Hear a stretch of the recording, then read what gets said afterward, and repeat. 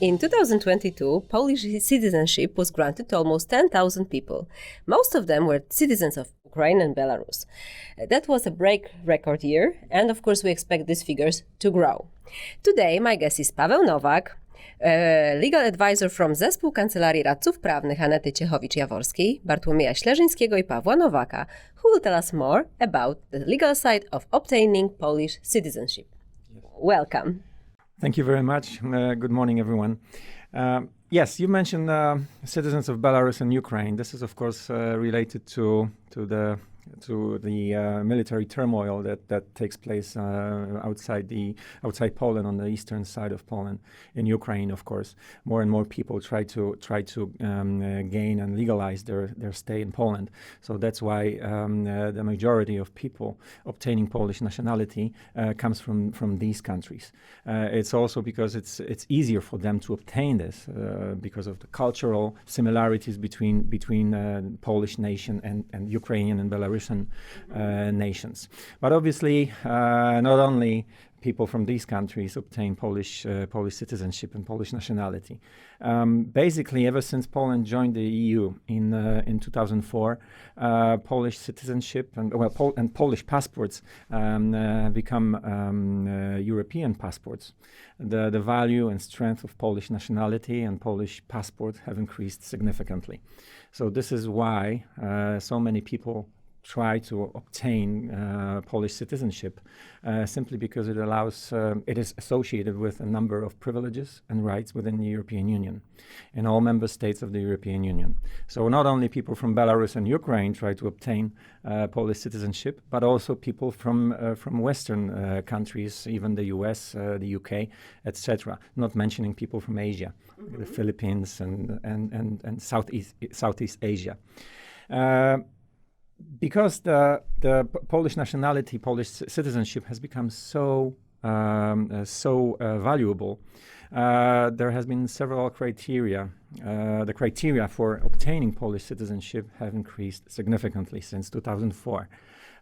For example, it's no longer possible to obtain Polish nationality simply by mere fact of marrying a Polish citizen, a Polish a lady from Poland or a man from Poland.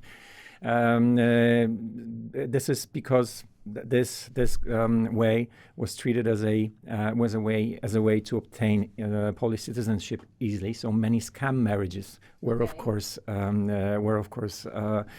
place during that time. So since 2004, several new requirements and limitations have been imposed. There is the emphasis is placed on the Polish background and the connections with Polish culture in Poland, instead of just the fact of marrying a Polish citizen and moving to Poland. So obtaining Polish citizenship has become more difficult, but it is still possible. There are still several ways legal ways, of course, of obtaining Polish citizenship that may be exercised by foreigners. And this issue is regulated by the 2009 Act on Polish Citizenship, and there are just several ways of obtaining this Polish citizenship. Let's go through them. Yeah. What are the options? I'll mention just maybe 3 or 4 major ones, because of course there are some exceptions. Always exceptions. Yes, always exceptions. So only the 4 major ones. Obviously, so the first way to obtain Polish citizenship is by birth to parents, of whom at least one is a Polish citizen. It takes place, it works automatically, and this is the so-called the right of blood principle, which works by virtue of law, regardless of whether a person is born in Poland or abroad. This is another way, a different way of obtaining citizenship around the world is the so-called the right of land principle, and it works. Sorry, may I just ask, yes. Because you said that it's automatically. So because, but do these parents have the same obligation as Polish parents? It means that you have to register such a child in the Polish. Yes, but obtaining Polish citizenship works simply by the fact of being born to a Polish citizen. So Polish citizenship is treated is not associated with the fact of registration, the birth in Polish records. So you can do it in a due course whenever it will be necessary. Yes. Obviously, it's better to do this sooner than later, simply because if certain time passes, then it may be possible that a person will lose, or will not lose the Polish citizenship, but will have to prove its Polish citizenship. So there will be a different way of a different procedure that the person will have to follow in order to have his or her citizenship certified by Polish authorities. If these registration requirements are performed or done shortly after birth, it's very simple. You just go to a Polish consulate or a registry office in Poland, and you just have to register a person, obtain the PESEL number, and it's as simple as this. This other principle around the world, which I mentioned, which is the so-called the land principle, it's mostly. Is most common in the Anglo-Saxon countries, especially the U.S. So whenever a child is born on the territory of the United States, it obtains the child gains the American citizenship. This is not the way it works in Poland. In Poland, you just have to have at least one parent who is a Polish citizen, and you obtain the citizenship, the concept of citizenship by simple fact of being born to a Polish citizen. In many cases, and many people don't realize this. I mean, especially people with Polish roots, with Polish origins, that even though they were born abroad in the States, in Australia, Israel, wherever, and they had at least one parent or grandparent or even great-grandparent who was Polish, who had Polish citizenship, may be entitled to have may have this Polish citizenship simply by this, like this. So it will of course have to be confirmed, certified, verified by Polish authorities, but it's not such a big deal. It's not such a problem. With such a huge diaspora of Poles around the world, that's a big topic. Exactly. You have 10 million people of Polish origin in the United States, 2 million in Great Britain. So all of them may be entitled to have their citizenship confirmed by Polish authorities and gain certain privileges, not only in Poland but also in the EU, which is a completely different scenario. Of course, there is a similar way to obtain a Polish citizenship to this by birth is by adoption, of course. So maybe it's not so common, but sometimes Polish citizens adopt children who are not Polish citizens, and as long as a child is of 16 years of age or younger, this mere act of adoption creates the citizenship for the child who is adopted. So this is the second way of obtaining Polish citizenship. The third one, and I think this is maybe not the most. It's not the most common, but it's directed to a vast majority of people. Is obtaining acquiring Polish citizenship by the being granted of the citizenship by the Polish president. At the request of a foreigner. So it is the Polish president's prerogative to grant Polish citizenship to anyone. He is not limited by any regulations. He may do so as he he chooses to. So this method, this pathway, is chosen most often for sportsmen. Yes, that's what I wanted to mention. Of course, we know these names in our history of national team. Yes, but also people, businessmen, whomever a president may deem who wants to obtain Polish citizenship, but also who the president may deem as a valuable addition to the Polish society. But of course, I don't want to say that that obtaining Polish citizenship through this pathway is an easy way. It's not. I mean, the application, the request of a foreigner must be sufficiently justified. It usually needs to be supported by Polish non-governmental organizations or by notable persons. There need to be ground in order for the president to actually accept and grant Polish citizenship through this method. But I must say that the people I have in mind in terms of like business figures or some people like influentials who are really working hard to promote Poland, for example, abroad, I must say that they really... Sometimes it involves people who were deprived of Polish nationality during the times of communism.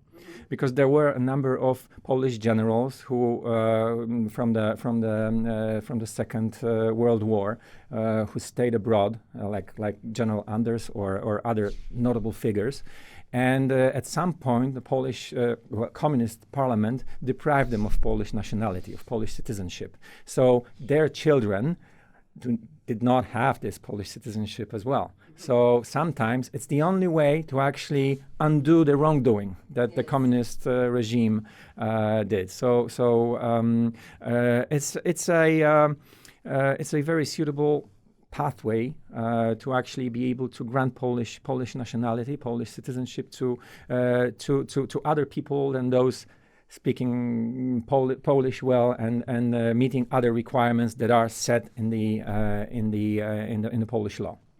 So, and especially the last method that I'm going to discuss is the one which is the most common, but I would say the most difficult.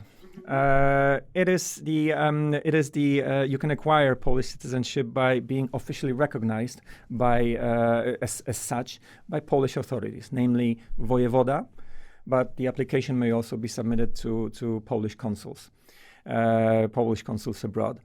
And this pathway, this method is used by foreigners who have resided in Poland for a number of years, spanning from 1 to 10 years, depending on the case, who have integrated into Polish society, Polish culture, who speak Polish, who have resources, financial resources to reside here, or solid income, or who may have Polish roots, but distant roots, and they don't speak Polish at all.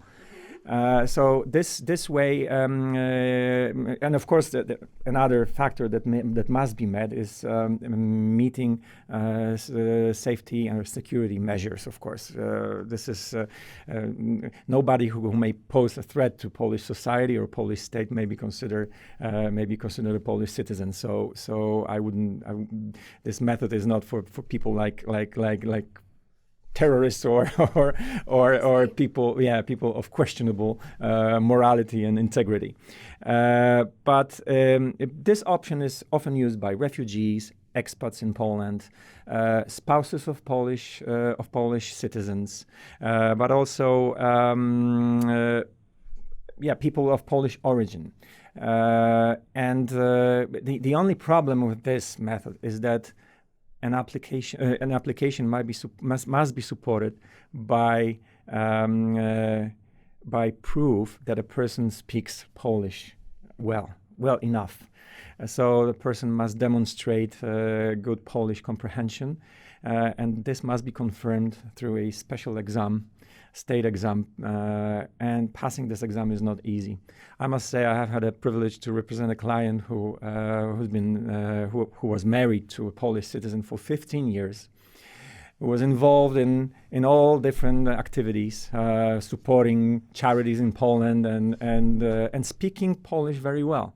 But he was still unable to pass this exam because, I don't know, maybe he was too stressed to actually pass the written part of the exam to show his ability to speak Polish or write Polish in the right way, to know all these nuances and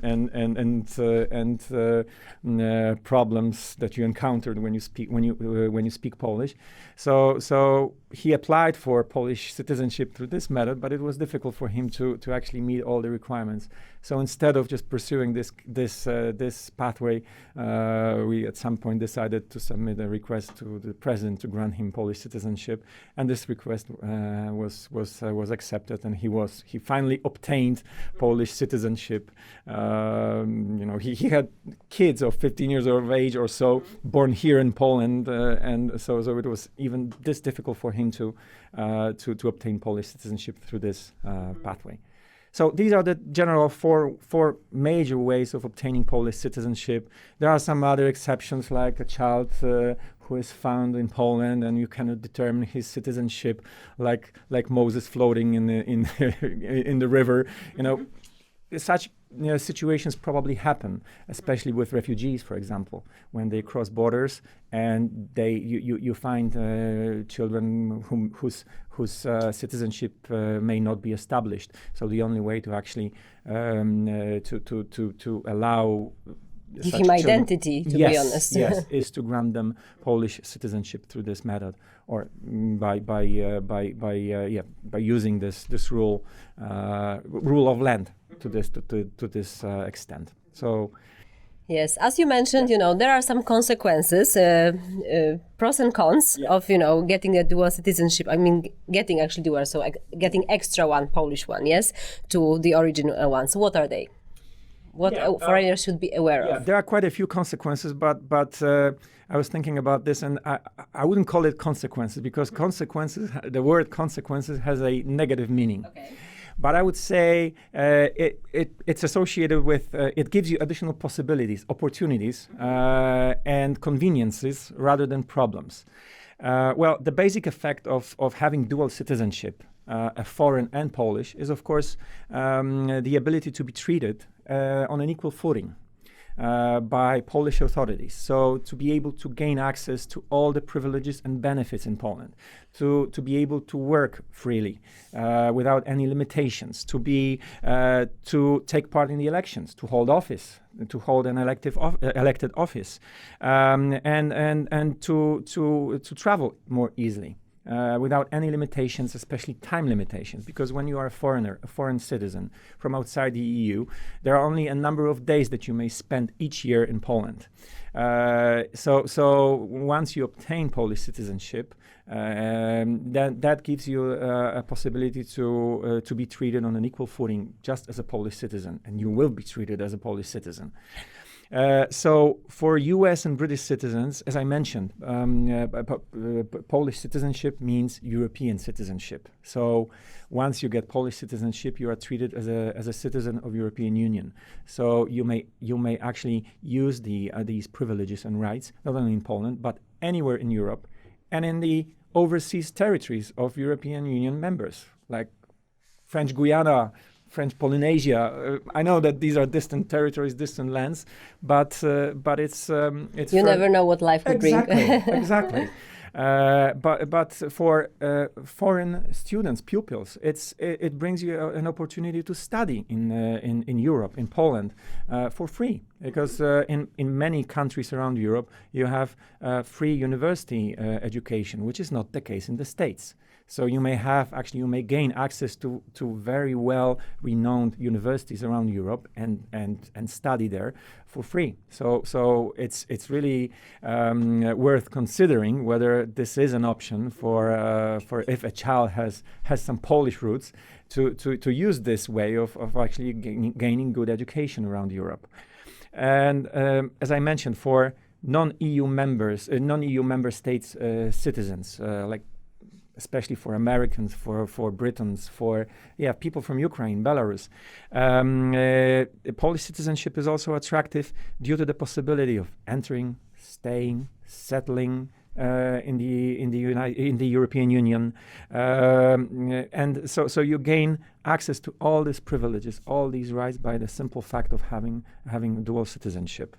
It also makes it possible to seek assistance from Polish and European consular officers and consular services around the world. It happens sometimes that, for example, United States, they do not have permanent missions in every single country around the world. Same with Ukraine, Belarus, or Great Britain.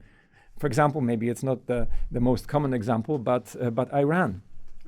Not many countries like the US, they don't have their permanent representation, permanent mission, diplomatic mission in Iran. So they have to use their citizens in case of emergency, they need to turn to other diplomatic missions for help. So it having a possibility of turning to diplomatic missions of 28 different countries around the world it gives you more opportunities, more security than having to rely on just on the diplomatic mission or consular services of just one country. Yeah, diverse approach limits the risk. Exactly. So it's really this creates enormous opportunities and conveniences rather than consequences in a negative way. So we talked about opportunities, but I'm sure that there are also some maybe consequences as restrictions. Yes. Yes, as with everything, there are pros and cons of everything. But I think in this case, pros outweigh the cons. Well, first of all, in terms of cons or the obligations, when you have dual citizenship, you have to remember that if you have a citizenship of another country and Polish citizenship, you cannot hide behind your foreign passport while in Poland. Meaning you cannot entertain your foreign citizenship because you will be treated in Poland as a Polish citizen.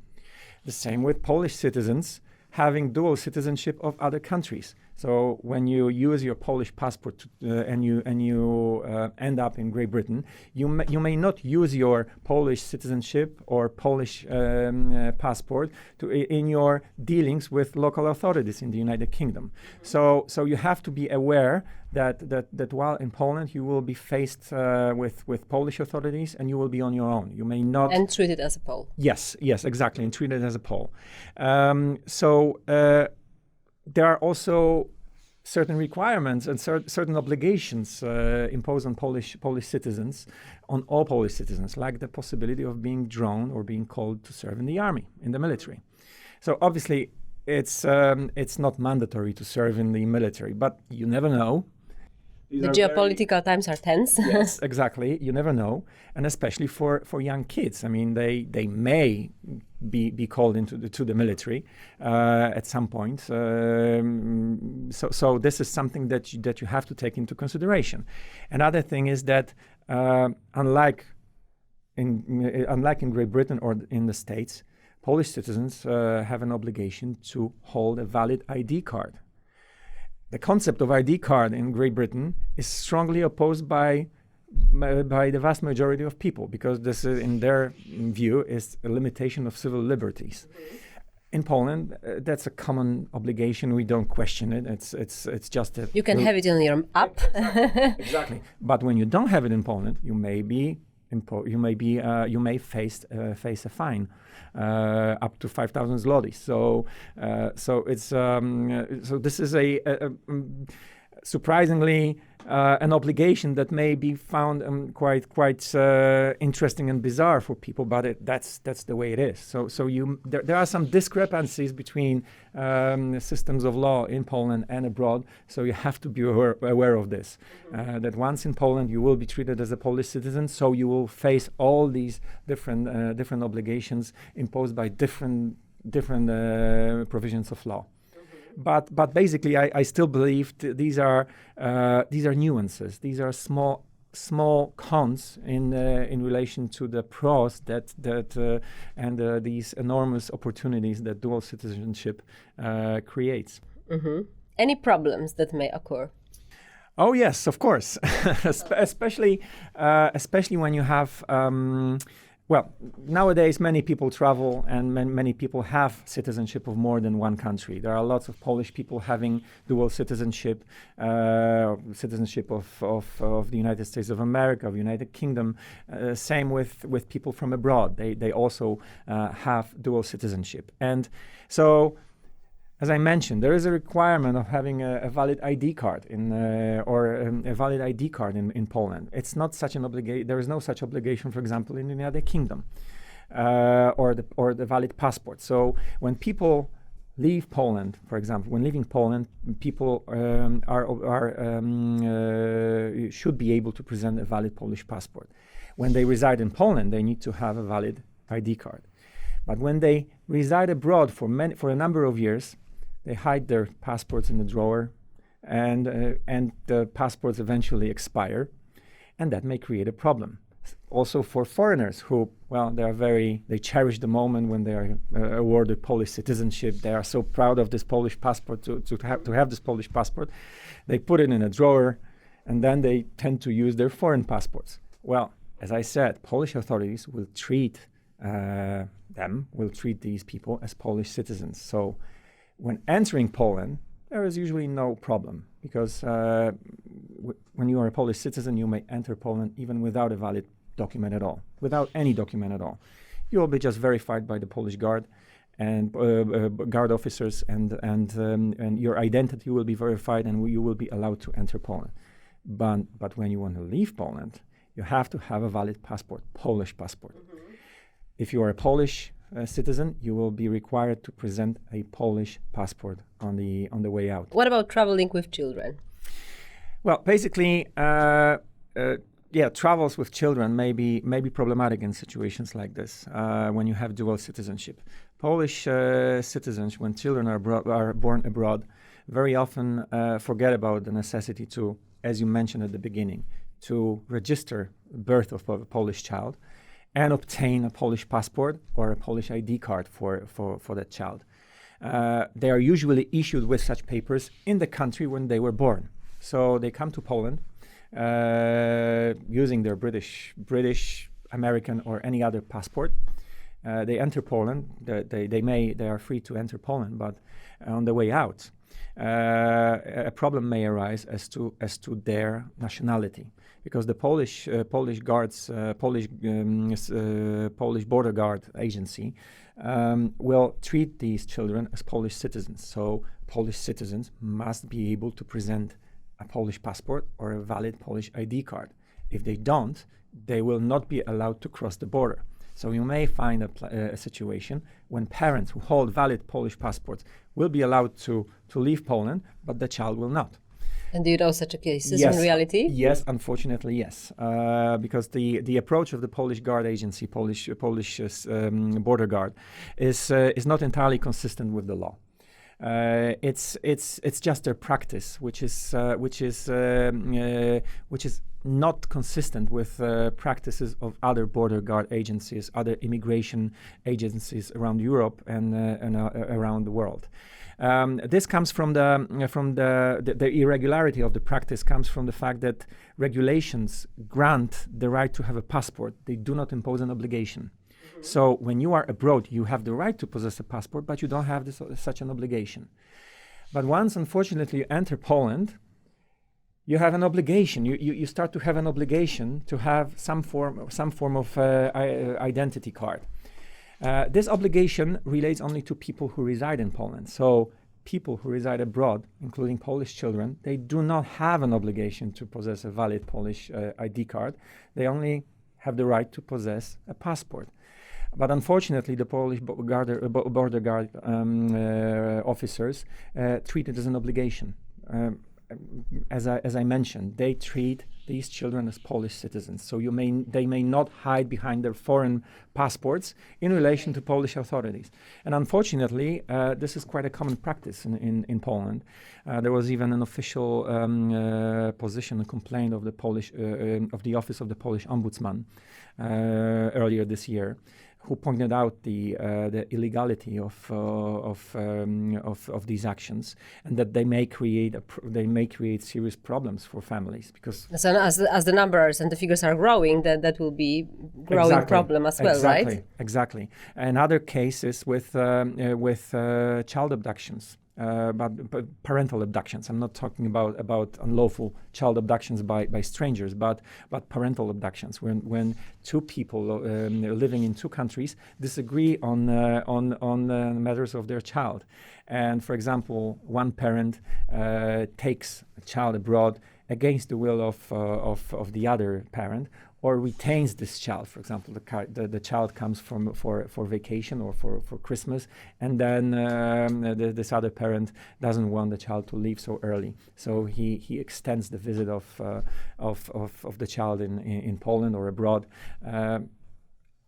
Quite typical disagreements between parents, but this means that when citizenship issues and ID card issues are not regulated in advance, and the custody of children is not somehow dealt with within the Polish system, then the Polish border guard will not stop such unlawful removal of the child and such unlawful travels of the child from Poland, because the border guard agency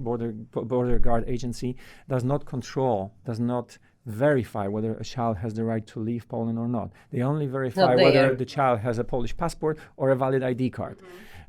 So the child alert, for example, which is initiated whenever some wrongful abduction or some wrongful action towards a child is performed, this child alert doesn't work the way it works in the UK. In the UK and in other countries, you have to have special permission from the other parent to take a child abroad. In Poland, the Border Guard Agency definitely does not. I mean, it's not in place to do it. Yes, it's not in place. They don't have the authority to actually check it. Sometimes they do, but it's a very rare situation where Polish guard officers do so. But there may be some other also bizarre situations and the discrepancy or cons of having dual citizenship. But this relates to the rather bureaucratic approach of a Polish border guard agency. For example, passports. Foreign passports are not treated there as sacred documents that you may not enter any notes or put any souvenirs inside. Very often, foreigners tend to write down some notes in their passports. I've had a chance to see passports with their shopping list inside. Really? Yes, and maybe it's cultural thing. Yeah, and I would foreigners never do it. must be aware that Polish Guard Agency, and especially when these people when they are Polish citizens, they may be fined for a situation like for putting notes like this in the passport. So that's another difference and the different approach of Polish Border Guard Agency and Polish border guards in relation to Polish passports and the ability to travel freely, but it's just a bizarre situation that one just needs to bear in mind. Mm-hmm. Interesting. Yeah. Okay. Well, I think that we went through a lot of different aspects of, getting the citizenship of Poland. So maybe just to summarize, we know that there are more pros than cons, and definitely I think that due to the growing number of foreigners coming to Poland, also due to the growing labor market and due to the economic and business relations, which are also more and more tense between many countries, not only in European Union but outside, we expect it to grow. Yes. Yeah. So maybe like 2 or 3 major things that we should keep in mind, just as a summary point. Well, that it's not impossible. That it's fairly. It's not very easy to obtain Polish citizenship. But if you have solid grounds to have it, when your ties with Poland are so tense, are so far-reaching that you spend a lot of time in Poland, then it's worth to consider having Polish citizenship, just because it allows you to access so many different opportunities and services and benefits around Europe. That you don't have in your countries of origin. You have to bear in mind that the procedure to obtain Polish citizenship is time-consuming. It takes a while, whether it's by president or through that typical procedure. It takes months in terms of the president, and it may take even years to obtain it. The procedure is maybe more quicker when it comes to people of age, of some elderly age, because for obvious reasons. So as not to keep them waiting for too long. But it's still possible to obtain Polish citizenship. There are nuances, of course. There are some cons, but I really believe that that benefits outweigh any problems that you may encounter by this. And you also have to bear in mind that some countries do not allow to have dual citizenships. Well, the Netherlands is part of the EU, so it doesn't apply to them. But they have a rule that basically you have to renounce. You have to choose which nationality you want to have. So there are other countries which require their citizens to choose as well, like Ukraine, for example. They used to have a requirement like this. I don't know if it's still the case, but I really believe that this gives you an enormous opportunity just to expand your horizons, and whether you want to just reside to be, it's the closest realization of the concept of the citizen of the world that I can think of. I think so, especially with Polish citizenship, which I said. Is part of Poland is part of the EU, so it's automatic access to citizenship of all other European Union member states. So it's really worth to consider it. It also allows you to conduct business activity in Poland freely, and so I really think it's worth to consider it. Mm-hmm.